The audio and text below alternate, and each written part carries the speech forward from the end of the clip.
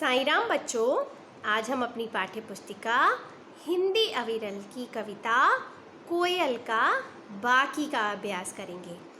बच्चों, मैंने आपको बताया था ना कि आपको कविता पूरी याद करनी है। अब याद कर लिया आपने?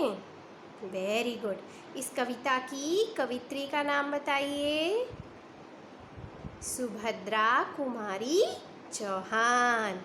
याद हो गया ना? अब कभी नहीं भूलेंगे क्योंकि आपने बहुत बार इसको पढ़ लिया, लिखकर भी अभ्यास किया है ना। Very good. तो चलिए जल्दी से हम आज अभ्यास कार्य शुरू कर लेते हैं। चलिए पेज नंबर 77 अपनी अविरल पुस्तिका में निकाल लीजिए। पेज नंबर 77 यानी 77।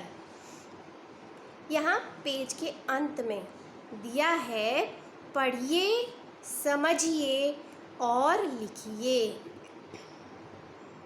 देखिए, मैंने यहाँ पहले से लिखा हुआ है, आपको समझना है और फिर लिखना है। यहाँ क्या दिया है? मिश्री सा।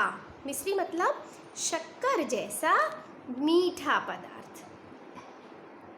तो मिश्री सा, मिश्री सा मतलब मीठा, यानी मिश्री जैसी चीज़ जो बहुत मीठी होती है, उससे ज़्यादा कोई भी चीज़ मीठी नहीं होती।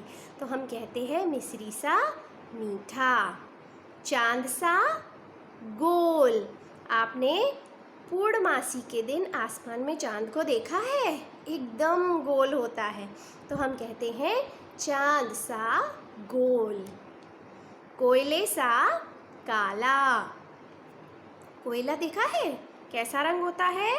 काला, बहुत काला रंग, तो कहा जाता है कोयले सा काला। टमाटर सा लाल।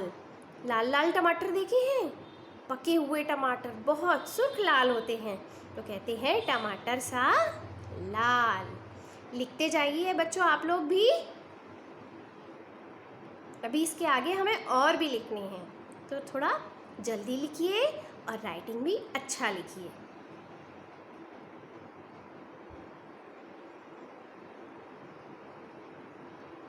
चलिए आगे बढ़ते हैं।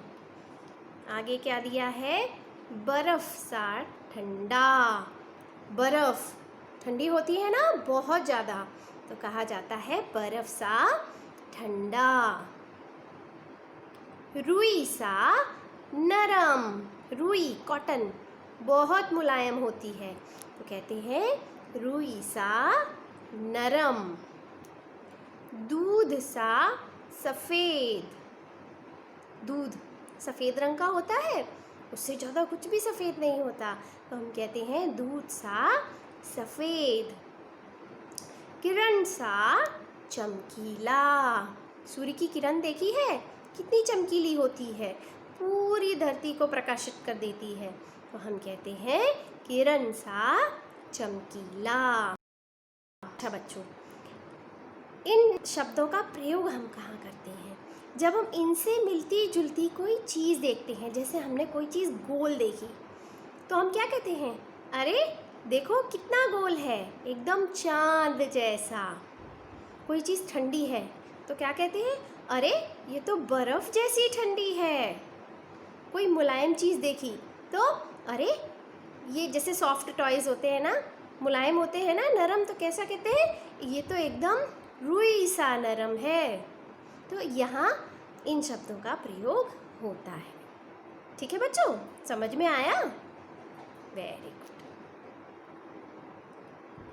आगे दिया है, नीचे दिए शब्दों के दो दो पर्यायवाची और लिखिए।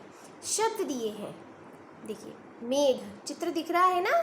मेघ यानी बादल, पर्यायवाची शब्द हुआ, तो हमें दो दो पर्यायवाची लिखने हैं। मेघ आते हैं मेघ के पर्यायवाची? चलिए मैं बताती हूँ। मेघ का एक पर्यायवाची होगा बादल और घन। बादल और घन। धरती धरती के पर्यायवाची भू, धरा। लिखिए, इनको लिख के ले लीजिए। बच्चों, पर्यायवाची शब्द बहुत होते हैं। मेघ के भी बहुत सारे पर्यायवाची हैं, धरती के भी बहुत सारे पर्यायवाची हैं, लेकिन आपसे जब जितने पर्यायवाची लिखने के लिए कहे जाएं आप उतने ही लिखिए। कई बार पूछा जाता है 3, अभी मैंने आपको 3 तो पढ़ाए नहीं हैं, तो आप 2 ही याद कर लीजिए, ठीक है। आप आगे की कक्षा में जाएंगे ना तो आपको 3-3 पर्यायवाची पढ़ाए जाएंगे, 4 भी पढ़ाए जाएंगे, तो इनको भूलना नहीं है। लिख रहे हैं ना आप? लिख लीजिए जल्दी जल्दी। चलिए आगे बढ़ेंगे। डाल, डाल का तो मैंने आपको शब्दार्थ में लिखाया था। शाखा और टहनी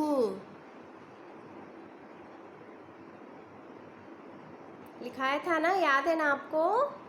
उसके बाद पानी, जल और नीर। उसके बाद है माँ, माँ का जननी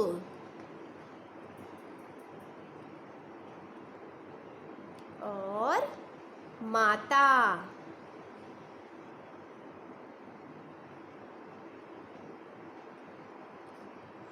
चलिए ये भी लिख लीजिए जल्दी से।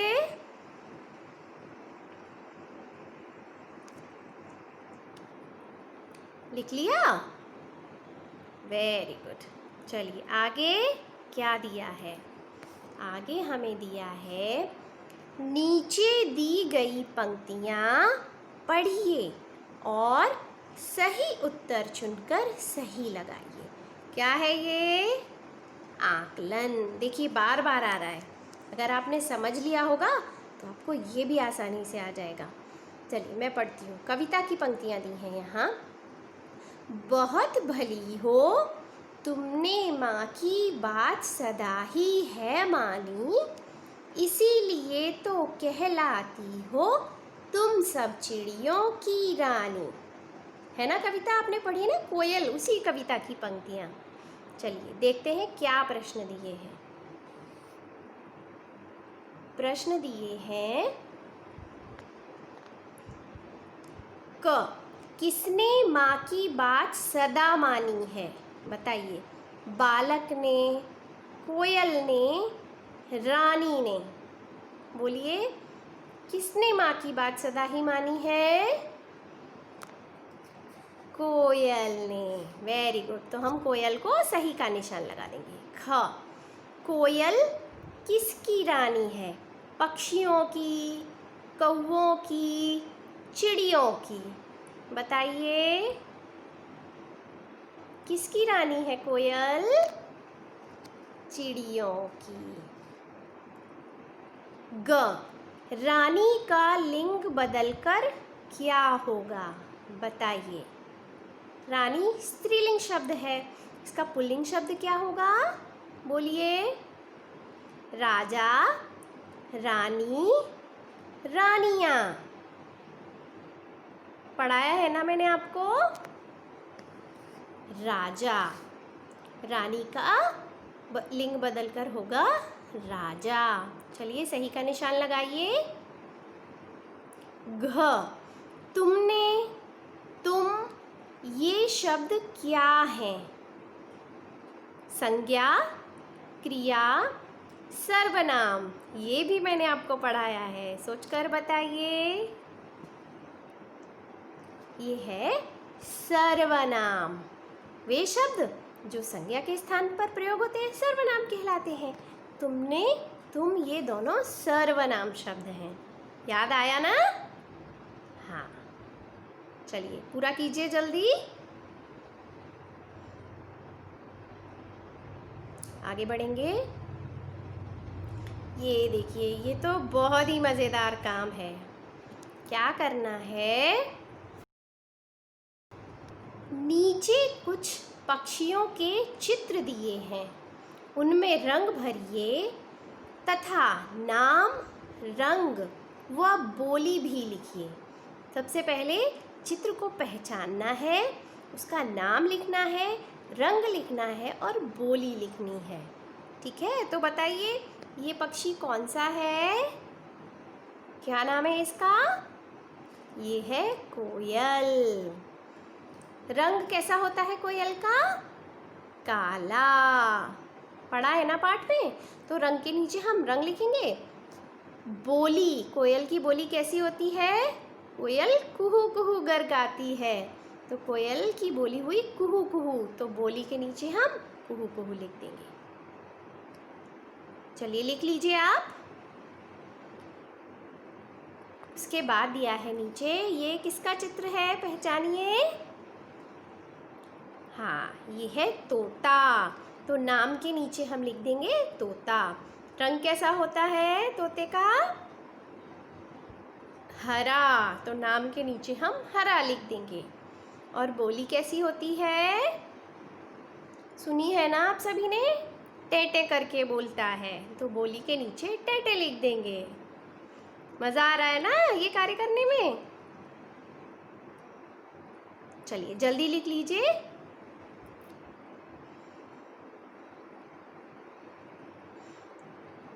आगे दिया है किसका चित्र पहचानिए। ये है कौवा, तो नाम के नीचे हम लिखेंगे कौवा। रंग कैसा होता है इसका? काला, तो रंग के नीचे काला। कौवे की बोली कैसी होती है? सबने सुनी है और डेली सुनते हैं, काव काव, तो बोली के नीचे काव काव। उसके बाद कबूतर, कौन सा पक्षी है ये? कबूतर, नाम के नीचे लिखिए कबूतर। रंग कैसा होता है इसका? स्लेटी, तो रंग के नीचे स्लेटी लिख दीजिए। और इसकी बोली कैसी होती है? ये भी अच्छे से सुनी है, गुट्टर गूं, तो बोली के नीचे लिख लीजिए गुट्टर।